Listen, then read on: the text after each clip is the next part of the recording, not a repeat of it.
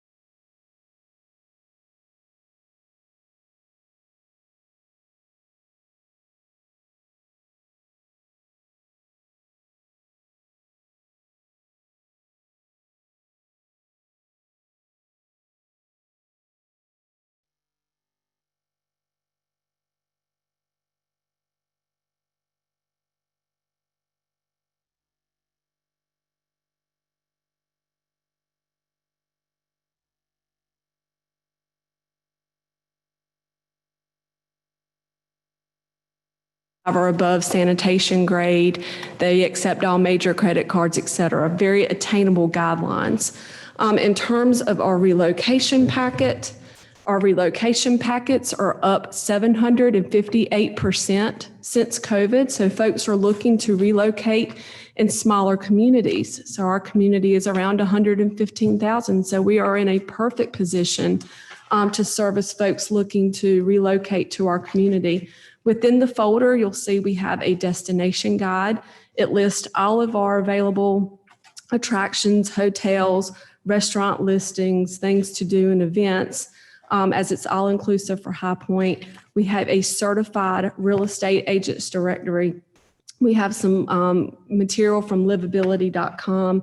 Typically, we put a personalized letter in there from me and the High Point Regional Association of Realtor president, just giving that some added personal appeal. And then, of course, you also have available to you our strategic tourism plan, which is a 10-year long-range plan. We gave a very thorough presentation to City Council last year as we approved that plan in August of 2019. So I'd like to walk you through what's been accomplished so far in terms of our strategic plan, what we've had to adapt to now that we are living in a pandemic. Some of those things we've had to alter our timelines as it's just not conducive to our climate right now, and then let you know of some challenges and opportunities going forward. So just to give you that introduction, the strategic plan, of course, was updated and approved in August of 2019. Of course, we also put together a recovery plan as of March of 2020.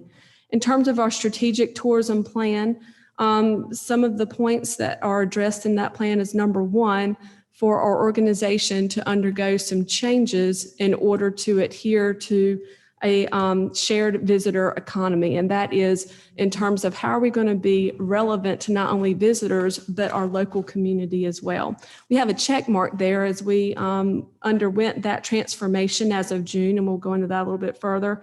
We have also put together a new investment strategy in terms of our destination management strategies. And then 2 points that we're working on within this slide is elevating the home furnishings brand. So that movement is afoot right now. And so we have some foundational goals that have already been put in place. And of course, we'll be moving on that for quite some time. We're also cultivating events to soften the shoulder seasons of our calendar. We're identifying our shoulder seasons, December to February and May through July. So we're looking to have more robust events around that particular time of year. We're also working to leverage any kind of tourism opportunities through High Point University's growth. As you know, that they have quite a bit of visitor-facing assets that they are acquiring on campus, some that may not be as forward-facing that a regular visitor could go to, but keep in mind that the arena, the conference center, and the hotel will certainly add to the calendar and soften those shoulder areas that we just discussed. Also, leveraging and linking downtown to connect with activated zones. That's certainly discussion that I think that we'll definitely have within this committee. And then 2 of the points on the next slide that we are just discussing right now but haven't had a lot of movement on is nurturing our county partnerships to create competitive gains countywide. We'll talk about that a little bit later. And also identifying niche sports opportunities in order to create those conversions within overnight bookings in our hotels or perhaps some tournament business. So let's first focus on organizational change.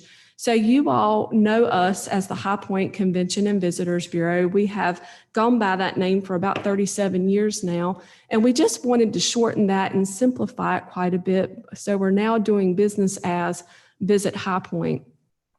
Now, the reason we underwent that change is at this time, we are not competitive in the convention market. So we really didn't want to have that word convention in our name because right now we do not have an event center. Our convention hotel at this point is not able to adhere to that market. So we wanted to be more encompassing and also update our mission to include 2 new points. One being an added stakeholder, our locals. We're juggling our visitors as well as our hotels everyone here in this room, making sure that we have everyone there at the table. And we also have to keep in mind that locals are also a voice that we need to look at as well.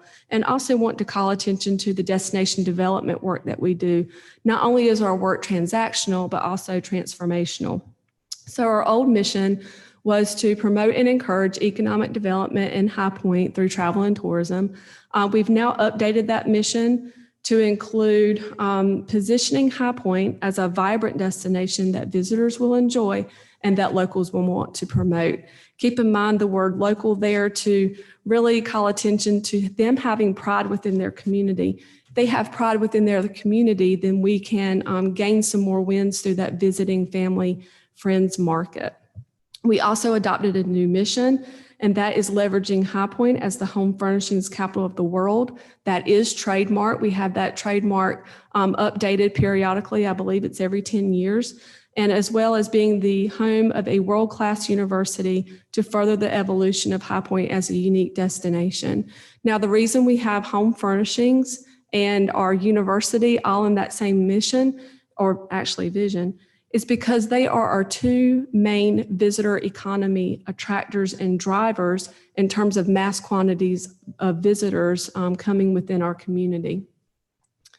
So when you look at our new brand, other than our new name, we adopted a new logo, and you'll see that that is the seatbelt chair. Hopefully that is familiar to you, as that is designed and produced here in High Point through our partners over at Phillips Collection. Phillips Collection has their footprint right off of Surratt and Interstate 85. And when we're looking at really call attention to that home furnishings brand, of course, in our strategic plan, it says that we really need to exploit and market as much as we can being a home furnishings destination. We also wanted to partner with someone who is already locally recognized within our community through consumers, designers, retailers, and manufacturers. And then, of course, when we teased out the icon of the seatbelt chair, it was just such a win in so many ways. Number one, it's featured in the blockbuster movie, The Hunger Games. So, we have the film industry in North Carolina to also brand to that point, as well as the movie was also shot in North Carolina. I believe it was near Silva. We also have that brand connection because you can sit in a seatbelt chair in the visitor center, and you can also see a red seatbelt chair over at the airport. And then, of course, in terms of the home furnishings brand, we need to really take that brand and start to update it in a sense in terms of culling out the creative and the design and the artistic elements of the furnishings brand as a whole. And we feel like the seatbelt chair really does that. And also gives nod to the makers movement. And for you all that may not know, you can also tour Phillips Collection and just see how they adhere to their brand, which is every piece is a conversation. So we thought that was a real home run, and we get feedback from that constantly. Just like at Phillips Collection, you can order this chair in any color, and we're also doing that within our branding. So if we were to partner on something with High Point University, we might use our purple chair within our logo. And of course, I brought a chartreuse green one today, which was in the seatbelt chair games, Hunger Games. And we give these as giveaways to our tournament planners, meeting planners, or anyone who we're doing business with here locally or nationally. Our tagline, make yourself at home, we decided to still keep that. We felt like that was still relevant for today. It feels welcoming to visitors for folks who are looking to relocate into other businesses outside the community. It adheres to Southern hospitality, which we're known for here in the South, and it gives a nod to the home furnishings industry as well.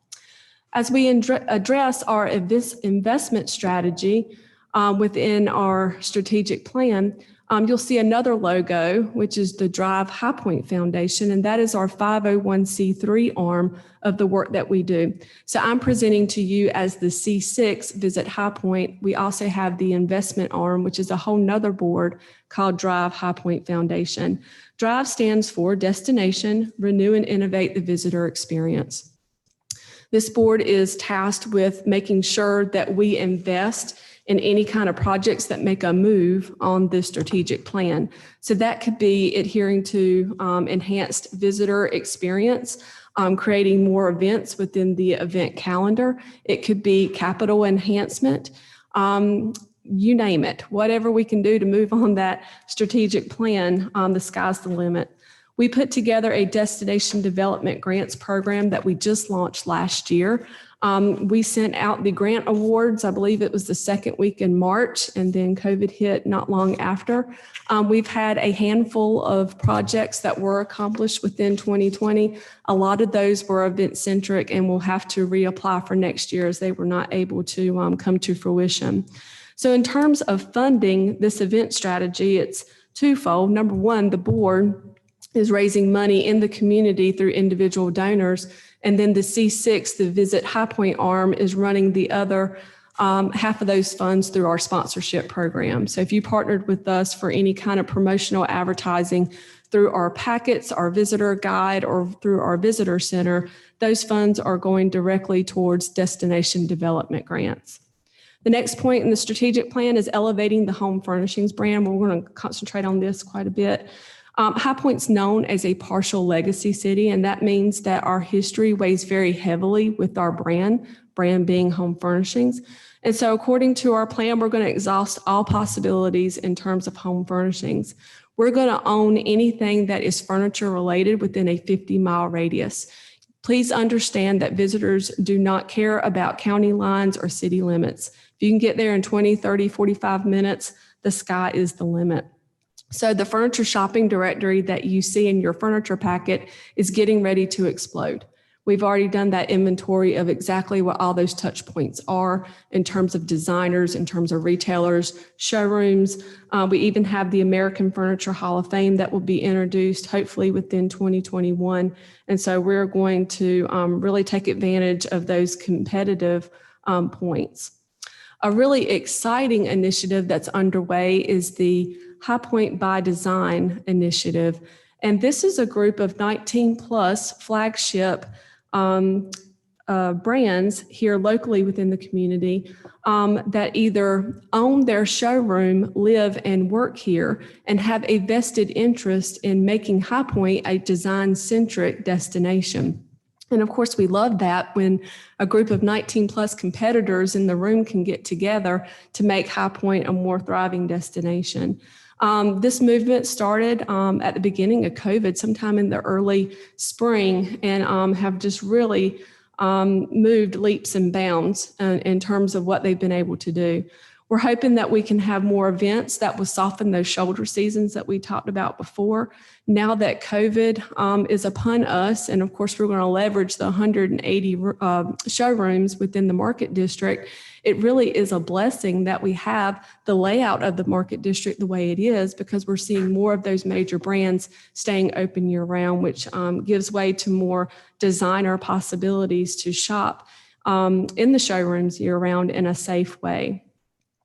We're also going to leverage the demand of the furniture industry to prop up the hospitality industry. The hospitality industry right now is pretty dire. Our hotel rooms are right around 40% right now. Our short-term home rentals are doing better than our hotel industry. However, if we can leverage the blessing, which is being the home furnishings capital of the world, an $110 billion industry right here within our community, I think that's an opportunity that we can't pass up. We're also working with the High Point Market Authority, who's also working on a branding initiative. They're looking at branding their 8 neighborhoods of what is their market district. And so the purpose of that is, number one, to get designers to engage more fully with market as a whole. And then, of course, if there's any kind of year-round opportunity with designers coming to our market district in between markets, we want them to be able to engage and find their showrooms the way that they need to in between market. We're involved with Visit High Point because if you do not have business being a designer or a retailer or a manufacturer, and you're just driving through Main Street and you happen upon the market district, what is that experience that you'll have as a regular visitor or even as a local? You know, if it's a fantastic piece of public art, if it's some kind of streetscape that looks like something is happening here, we want to make sure that we have that full engagement. So of course, we want to look for any kind of attractors that can cultivate our events year round. So we just talked about shoulder seasons and growing that events calendar. One of the strategies we're going to use is to leverage our destination development grants, our investment strategy. In June of this year, we just launched our brand new events calendar. Currently, it lives on the Visit High Point website. It is all inclusive. We have about 15 plus categories that you can promote your church event, your event that's happening in your restaurant, within your community. The sky is the limit. And so we want that events calendar to be very robust, and we specifically put it in place to leverage organizations that may have smaller capacity. So if you're a 1 or 2 man operation, you may not have the capacity to load it onto Eventful, Eventbrite, Facebook, et cetera. You can do a one-stop shop there on one of those 3 platforms, and we will cultivate that data and dump it into the calendar. Right now, the calendar is fairly light just because of the executive orders that are in place and because of the visitor sentiment, but we're also putting virtual events on there as well. We're hoping that visitor sentiment will increase. Hopefully by the fall, we'll have maybe some spectator events such as festivals and such to be underway by the fall. I think it's still a little early for folks to enjoy outdoor events. The demand's just not quite there yet. And then, of course, we want to grow and maybe even start some new signature events here in town. I know that we currently have the High Fest that happens here in the summer. And that might be an opportunity to get together with some of the faith-based organizations and see if they can have a homecoming of such that would adhere to that High Fest event. Of course, we have the John Coltrane Festival that happens in the fall, the Latino Festival that happens in August. I think there's now more awareness of the Juneteenth celebration, so we anticipate that being fairly big as well. And then there's some opportunity for some new events, such as maybe a dog festival. We know that 46% of our visitors travel with dogs. We know that our young professionals are parenting their 4-legged child instead of maybe a human child.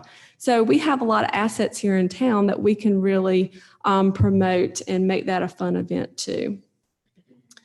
When we package the experience at High Point University, of course, we just mentioned that by the end of summer, they should have the arena, the conference center, and the hotel complete.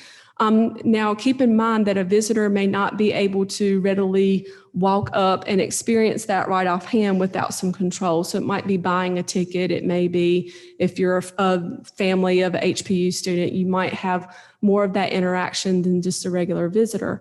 However, there are a lot of assets that are done or that will be done very soon that would be all-inclusive for anyone, whether it be local or a regular visitor who's coming through town. Children's Museum should be done maybe by the end of fall. Of course, the Cult Planetarium is complete. Kane Conservatory is complete. They've got lots of gardens and arboretums there and lots of public art. So at this point, we're doing a very thorough assessment of exactly what that experience looks like. So that way we can package that as well. In terms of reimagining downtown, we're interested in conversations of where activated zones are located and how we can bridge the gap to connect those activated experiences. So what we have to keep in mind, and this is also spelled out within our strategic plan, is that we can't overpromise on our brand deliverables. So case in point, we've removed convention out of our name because right now we're just not in that market. So we wouldn't dare want to market ourselves as a community that could adhere to major conventions and marketing opportunities with that. Unless you're furniture market, I think that would be the only thing we could really be conducive for that. So we just got to make sure that we're not over-promising on any kind of deliverables. And then keep in mind any broad to focal attributes that we can brand. So just keep in mind with the folks that are coming here, whether you're a High Point University student, someone who's relocating, maybe a retiree, there are so many touch points with the brand in terms of what is conducive to the Mid-Atlantic brand or the North Carolina brand or the Piedmont brand. I mean, you could really dissect that to say, Mid-Atlantic is Southern hospitality, North Carolina is barbecue, Piedmont is Lexington style barbecue. Where can I find good barbecue? Uptown, you've got 2 choices. So you can really start to tease out those attributes effectively and build some stories around that. In terms of reimagining downtown, we've got some great assets that are cooking right now with Congdon Yards. That would be a footprint that would be great for designers, consumers, locals. There'll be restaurants on site as well. Right now, they're entertaining and exploring the idea of an event center. Not only could it be a great footprint for meetings, but also maybe even niche sports. So right now they're working with a group called Crossroads, and we're feeding them a lot of data and information in terms of what could be realized. At High Point Rockers and Truist Point, a lot of their audiences is children, family, young professionals, sports market, and tournament play. So as we're having these discussions, just keep in mind that even though the market district may be centered to an audience of designers, we can't expect those designers to stay corralled just in the market district. So how are they going to interface with Uptown, the Catalyst area, maybe even Washington Street or beyond? And then I threw in this conversation because this is just an example. As we're looking at our different audiences, we need to think about the attributes that certain demographics might find appealing. So this one I just happened to call out would be designing downtown for women. If we were to think about designing downtown for women, well, number one, we would dive into our statistics. And so right now I reach pretty broad with our statistics, and I could really go call the market authority and dive into the statistics over at City of High Point. But just think of this. 91% of women are purchasing or influencing the purchase of a new home. Well, of course, we want families to work and move here. Of course, 92% of them are influencing where they take a vacation.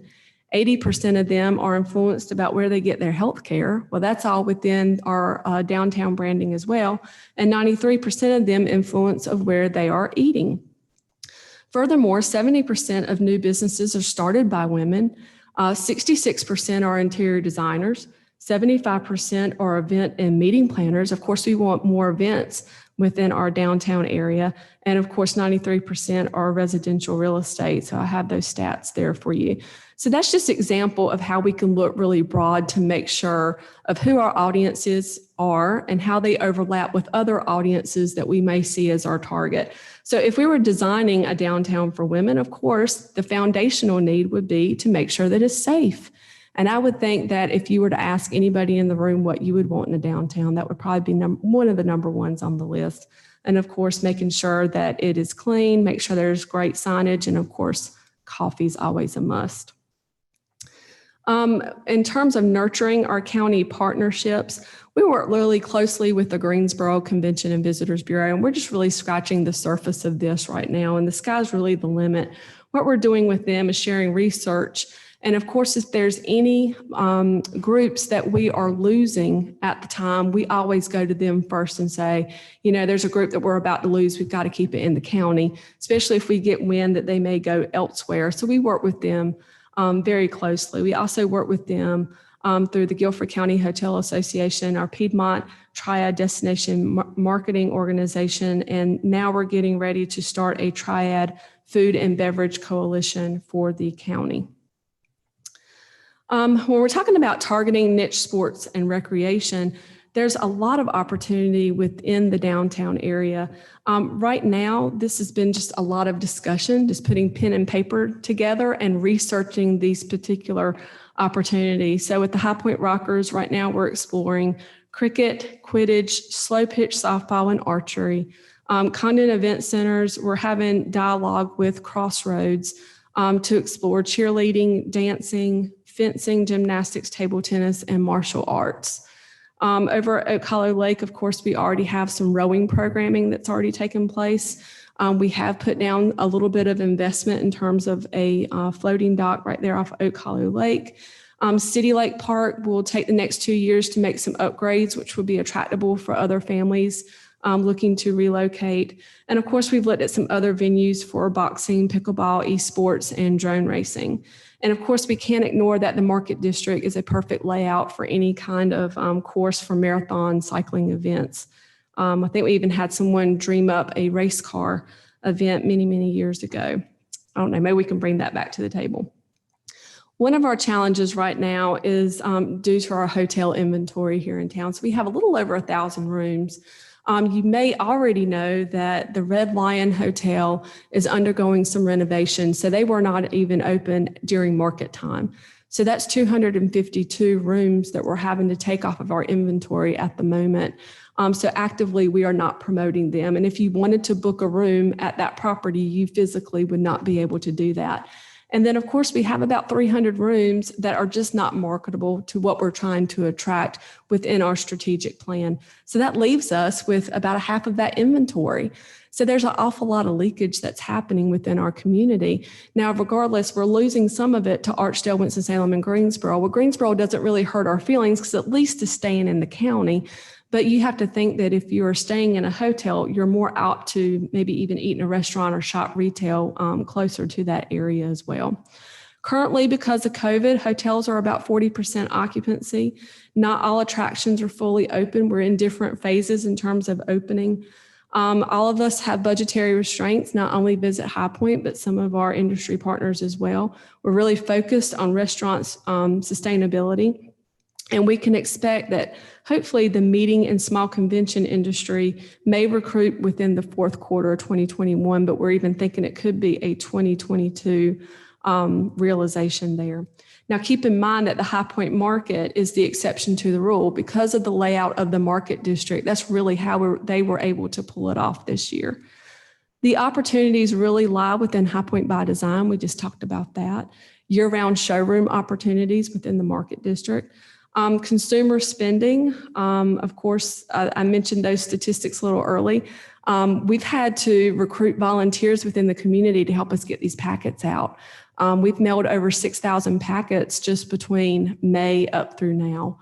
And we have some, we call it within our office, we have a great fishing hole right now that we've tried a retargeting campaign with Compass Media. And this is causing furniture shoppers to actually go to our website and fill out this information. So this isn't just a dump of leads from a magazine that says, here, somebody might be interested in you. These are folks that are actually planning trips to High Point as we speak. We know that they're coming because we call our hotels about every other week and ask them about that traffic. They'll tell us that most of their activity is Thursday through Sunday. It is furniture shoppers or maybe some kind of niche sports that can take place right now.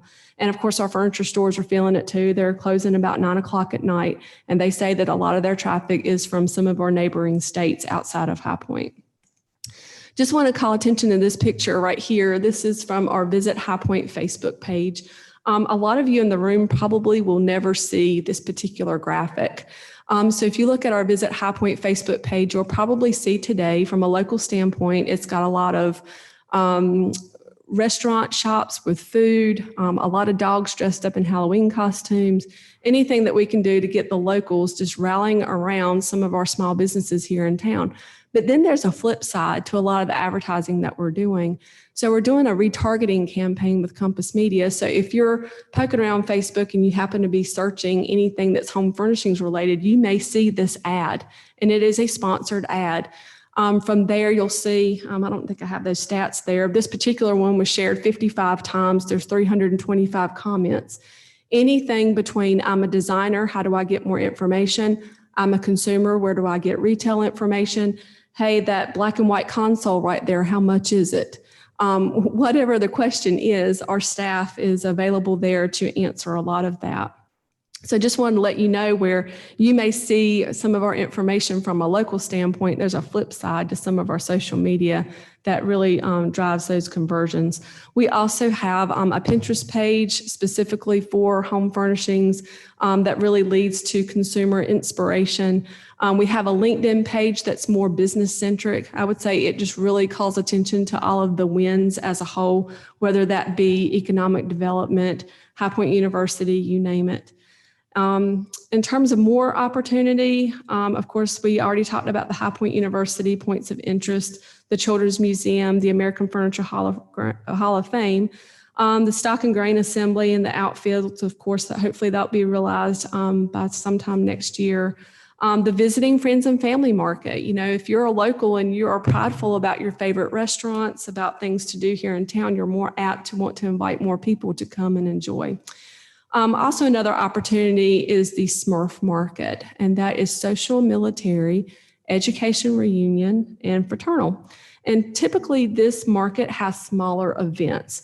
So anything that's 500 and less would be our market. We just have to make sure that we have the hotel support in order to be competitive. Truist Point would also be a huge opportunity if we can get the rocker season underway for next year. Gastonia has also put an Atlantic League team in place, so we could see a lot of good rivalry and marketing opportunity with our sister city over in the South. Leveraging North Carolina as the international city. You know, we're known for many things here, but there's a lot of opportunity for that, whether that be the Latino Festival or certain businesses that are coming to town. We have a lot of ways to tell that story. And of course, Black-owned businesses, events, and recruitment is huge right now. So there's pop-up Bob markets that are happening in town. We just had a Black Lux Expo that just happened at Mendenhall Transportation Terminal this Saturday that was just very well attended. J.H. Adams is undergoing a renovation. They're going to be closing their courtyard area, so that'll be about 100 or actually about 250 that can seat comfortably within that space. We also have 2 small meeting venues that will be opening soon, one on MLK and one at Greensboro Road. And then, of course, we've already talked about the retargeting campaign.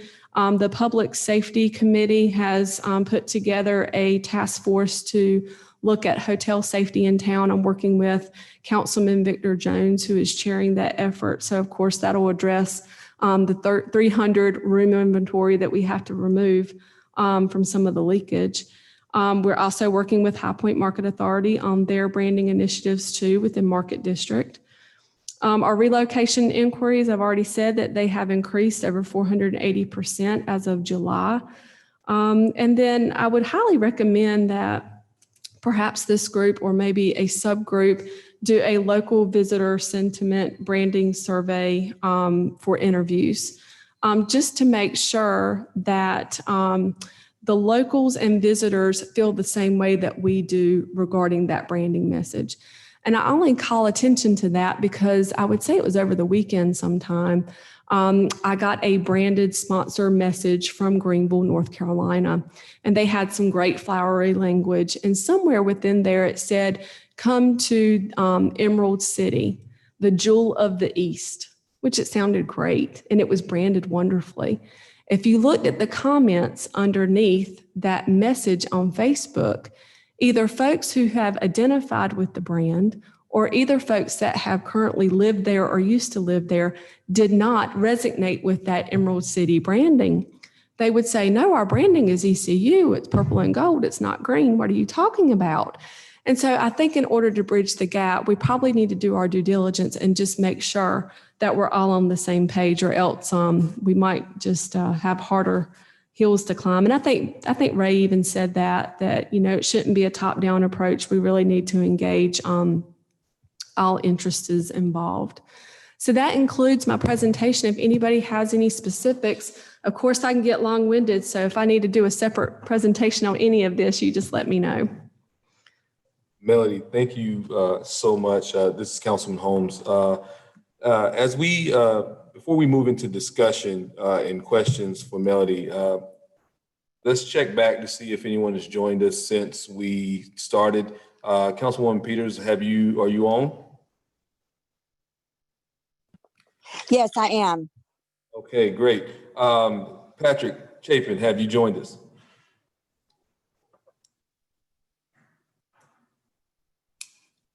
Okay. Any other members of council joined us since we began? This is Councilman Hudson. I'm here, Mr. Chairman. Thank you, Councilman Hudson. Now, I guess if anyone has any questions for Melody, the floor is open. Please identify yourself when speaking. So if anyone has any questions regarding Melody's presentation, please ask them now. This is Councilman Hudson. I would just like to say what a fantastic presentation, and also I especially love Visit High Point. Very, very good change. Thank you, Councilman Hudson. Melody, the packets that you sent out, you said that you were recruiting volunteers from the community to send those out. Can you give us kind of some statistics on where they're going and the targets of these packets or where the requests are coming from? In terms of our strategic marketing, we're really looking at a 250-mile drive market. Right now, visitors are more comfortable in their cars. So we're looking at, neighboring states of, Virginia, South Carolina, Georgia, Florida. And for the most part, folks who are coming in are coming to our visitor center, which I would say our staff is acting as furniture advisors. These are folks who are looking to furnish their whole home. Very seldom are they looking for just a unique piece. They're looking to do some major investment. And being the home furnishings capital of the world, they have that experience built up in their head. Is it all under one roof? Is it all on a magic mile? And so we have to bridge the gap on what they are dreaming and what is realized. So right now we have close to 50 retail furniture stores here within our greater High Point area. I haven't checked on the latest number, but I think our furniture shopping directory may explode to close to 100 when we factor in the 50-mile drive radius. And so we just want to make it easy, easy for them to find what they're looking for. Sometimes they're interested in particular brands, products, and categories. If you go to our website, there is a great application that you can use. You can shop by category, style, or product, and that really narrows it down. A lot of times we might even get some stopover from, folks going to a larger destination such as Asheville or Myrtle Beach. They may say, I have 2 hours to spend. I just came because I just know that you're the home furnishings capital of the world. What can I see in 2 hours? And then they may plan a secondary trip. So we make sure that our staff has good relationships with the showrooms, whether folks are looking to work with the designer, with our retailers as well, and just really know the resources there in town so then we can advise them. Because sometimes they do want hand holding, and I really think it won't be long. It may even be this year or next year. We're going to really have to act as a concierge service. And that's really what High Point's known for in terms of recruiting meetings and events where we might lack in certain venues or inventory. We have to make up for that with the service. And I think that we're known for our customer service within our office and within our city. So I think that's really something that we can leverage. Awesome. Thank you. Do we have any points of discussion anyone would like to bring up? Update on market, possibly? Oh, well, I think market went really, really well. Attendance, I thought. I'm sorry, could you identify yourself? Yes, this is Jessica Nguyen with the High Point Market Authority. I think attendance was obviously down for High Point Market, but we kind of have to start somewhere. Melody mentioned that the nature of our market, how spread out we are. 13 city blocks, 180 buildings is really what we leaned on to make market happen. We're more like an outdoor mall than we are a traditional trade show, and that's normally a weakness for us as it can be very overwhelming for new buyers, but we leaned on that heavy to be able to have High Point Market. Attendance was down, but that was definitely to be expected. We also extended the dates by 9 days from our typical 5 to also be able to better social distance the people that did come. And I think a lot of the feedback we heard or the buyers that did make it out here were serious buyers. They came to spend money because they needed to spend money to keep their businesses afloat. So I think overall, considering everything that could possibly go wrong in 2020, market went really well. It also didn't rain the entire time, which I think is a first for sure. Well, thank you, Jessica. Thank God for small favors, I guess. Yeah. Got to take the wins when we can get them. Exactly. Well, I think there was a lot of great information here today. A lot to think about. There's so much for us to be excited about that's happening in High Point. What we now have to do is find a way to share it with the world and combine all the voices that we have speaking in High Point and put together a cohesive message. But Melody did say something that I think is important for us as we think about the scope and the direction of this task force, is that it needs to be driven by our key stakeholders, which are the citizens of High Point. So we have to find a way as we're pulling together all the messages and all the different campaigns to get their voices involved in this. I love the idea of the survey as something that we can use to kind of compile the voices of the people of High Point. Troy? Yeah, I just had two discussion points just quickly for Melody. In an earlier slide, you showed some demographics talking about our female population. How difficult would it be to break out other demographics in that same sort of data set to help as far as crafting some of the other targeted marketing the way you did with?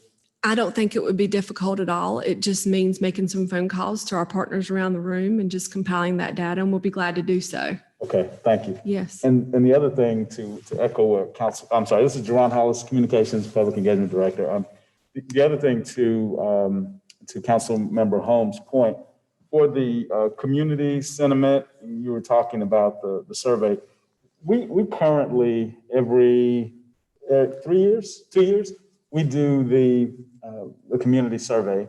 One of the challenges when you get community sentiment is you get the range of opinions. And so picking out the pieces that are actionable from what the community says is important versus what you sort of overlook or move past. Any specifics from what you're seeing in your research specifically for what you're doing that would help kind of frame that conversation as we get that feedback from the community? I think there is a lot of opportunity, and I think we just need to keep it short and sweet. I think we could probably make some assumptions and just kind of do a litmus test to see, like, for instance, if we wanted to ask, how well versed they are with our home furnishings branding, we can make some assumptions that maybe the furthest you are from our core center area, maybe you may have relocated and maybe you're not well versed in the brand. So maybe we can make some assumptions that certain zip codes may not be well versed. If so, then why not? Is it because they have just relocated? Is it because they do not have any kind of history to the brand? I don't know. From there, I think we can work on that in terms of the messaging on educating them about it, finding ways for them to connect.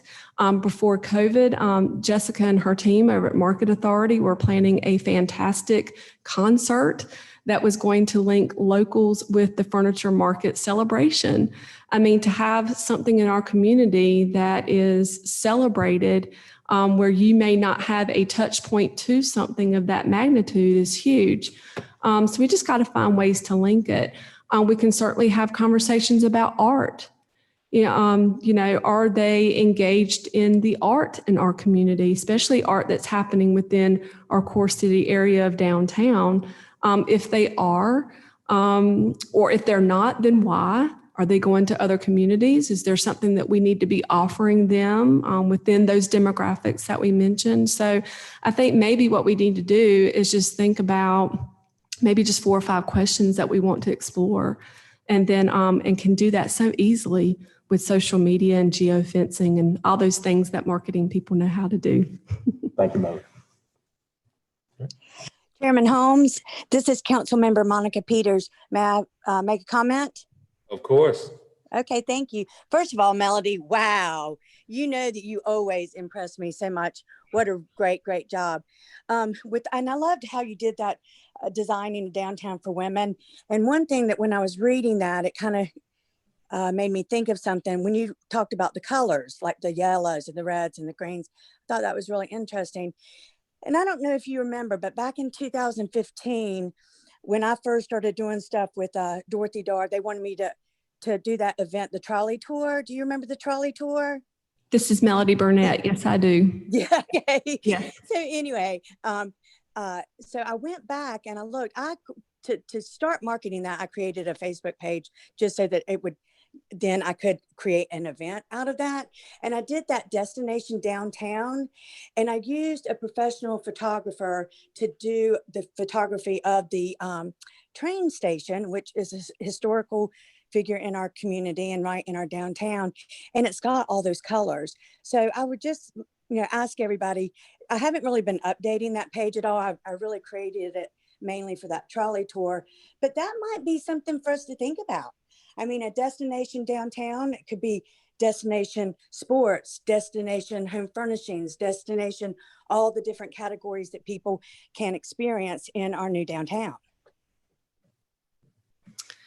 That's a great point. And if you looked at those colors that I had, which were warm tones, those are also the colors that are used in our food industry. So women like to eat. So go figure, right? Yeah, absolutely. Absolutely. I love it. Great. Thank you, Councilwoman Peters, for your comment and your observation. Are there any other questions for Melody, or any other comments or points of discussion for today? This is Jessica Wynn. I had one more market update, actually. On the realm of the branding that we're currently working on within the market district. I don't know if it was made known to this group or not in our last meeting, but we did select a vendor to help us with the design and the overall planning of, possible wayfinding signage, things like that, maybe some more permanent, but then also maybe some scaled up things during the 2 events every year.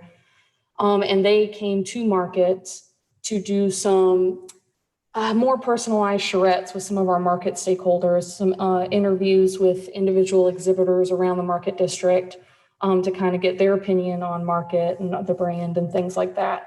And so they're kind of collecting those results now, and we'll continue to work with them on that. But we did select a vendor and they came to market. Luckily, some of the people in the design firm actually were already designers and were very familiar with High Point too. So it was interesting from that perspective, some of them never being to High Point before, others being regular visitors. So I'll continue to provide updates on that. But Thank you, Jessica. Councilman Holmes. We have a great opportunity here, I would just like to say, and I'm very pleased that each of you have taken the time to join this.